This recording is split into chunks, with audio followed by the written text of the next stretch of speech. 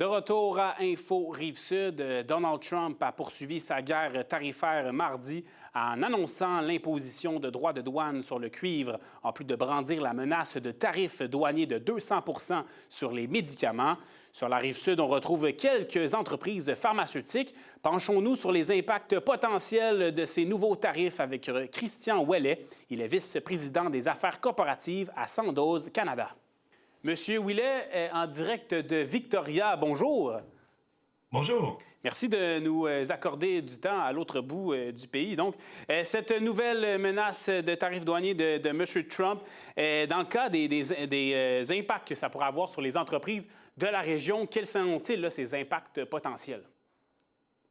Bien, évidemment, l'annonce des tarifs, comme dans d'autres secteurs d'activité, le pharmaceutique, lui, il échappe pas. Ouais. Ça a des impacts, mais pas nécessairement au sens immédiat dans notre cas, parce qu'il y a toujours une forte demande pour des produits pharmaceutiques, un peu partout, que ce soit de la part des patients ou de la part des hôpitaux. Il y a une demande qui est grande. Mais évidemment, on le sait que les tarifs auront des impacts ou pourraient avoir des impacts à plus long terme sur toute la chaîne d'approvisionnement parce que ça amène peut-être une redéfinition de cette chaîne d'approvisionnement-là.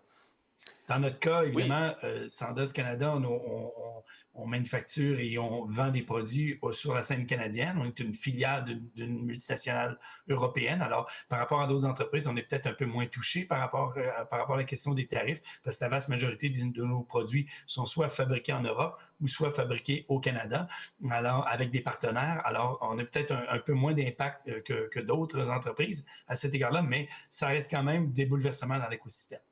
Et Delpharm, qui est à Boucherville également, qui se charge de produire des médicaments, est-ce que ça pourrait entraîner une diminution là, de cette production?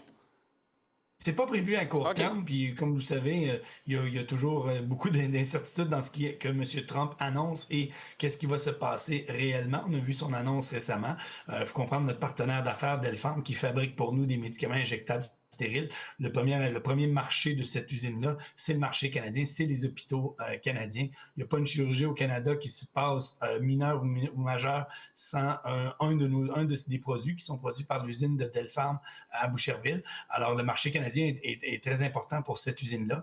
Il y a une petite partie de la production qui est exportée aux États-Unis. Évidemment, dans une dynamique de tarifs et contre-tarifs, on verra à voir si cela a des impacts, mais ça reste encore à voir à l'heure qu'on se parle. Et que ce soit du côté de Delpharm ou de votre côté, est-ce que ça pourrait engendrer des pertes d'emplois, vous pensez? C'est encore beaucoup trop tôt pour le dire. Comme je vous le dis, on va voir comment ça va prendre dans le fond. Puis M. Trump a signifié que les tarifs ne rentraient pas en vigueur dans le pharmaceutique dans un espace d'au moins un an. Moi, je peux vous dire que son souhait, c'est d'attirer des usines aux États-Unis. Mais une usine, ça ne se construit pas en un an. Là. Alors, il y a beaucoup d'incertitudes par rapport à ça. Puis comme dans d'autres dossiers, on a vu Trump jouer à la girouette sur ses intentions. Alors, on ne sait pas si ça va être le cas dans le cas des tarifs pharmaceutiques, mais on verra ça. Nous, de notre côté, évidemment, avec des collaborateurs, avec les partenaires de l'industrie, avec d'autres entreprises, on continue de faire des pressions de façon diplomatique avec nos partenaires auprès des Américains pour dire, les tarifs, c'est jamais bon pour tout le monde. C'est jamais bon, c'est pour personne. Il n'y a personne qui gagne dans cette stratégie de guerre commerciale-là. Alors, on espère qu'un jour ou l'autre, le message va finir par percoler.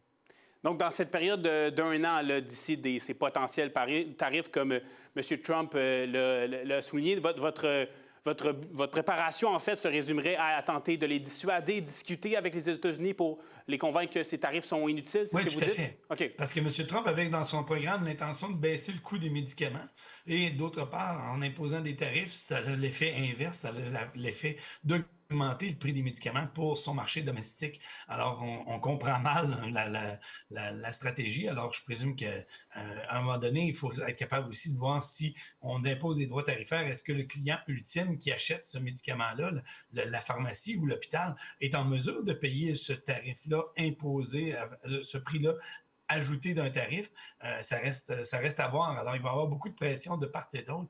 Et M. Trump, je ne suis pas certain qu'il a encore réalisé l'ampleur de la chose, comment ça peut affecter le marché des médicaments aux États-Unis. Dans le marché américain, c'est le marché le plus important du secteur pharmaceutique au monde. c'est sûr que tout ça, on dit ça a des effets collatéraux. Quand le marché le plus important au monde est touché, c'est de peine à croire qu'il n'y aura pas d'autres impacts ailleurs. Mais encore là, il est trop tôt pour le dire si concrètement ça va avoir une mesure ou non. Non, c'est ça. Vous me disiez que le marché local, le marché canadien, c'était surtout de ce côté-là que vous vendiez vos médicaments. Donc, oui. Sandoz Canada vend des produits pour le Canada. Alors, c'est pas d'inquiétude de ce côté-là. Et de notre côté de la frontière, le marché, la croissance est au rendez-vous. Les besoins sont là. On offre des solutions, évidemment. On fabrique des médicaments génériques et biosimilaires qui visent justement à baisser le coût de la facture des médicaments parce qu'on offre le médicament à une fraction du prix d'un médicament breveté. Alors, c'est toujours des économies potentielles à accroître l'usage de ce type de médicaments-là, tant pour les régimes publics que les régimes privés. Mais on va suivre ce dossier-là certainement, M. Ouellet. Donc, vous êtes vice-président des affaires corporatives à Sandoz Canada. Merci beaucoup. Merci beaucoup. Bonne journée. C'est ce qui conclut l'émission. Pour plus d'informations, vous pouvez bien entendu aller consulter notre site web sur le tvrs.ca. Des articles de moi-même ainsi que de ma collègue Betty Desjardins. Nos réseaux sociaux également, LinkedIn et TikTok ou encore Facebook. On se retrouve donc mardi prochain pour une autre émission à 17h. C'était Info Rive-Sud. À la prochaine.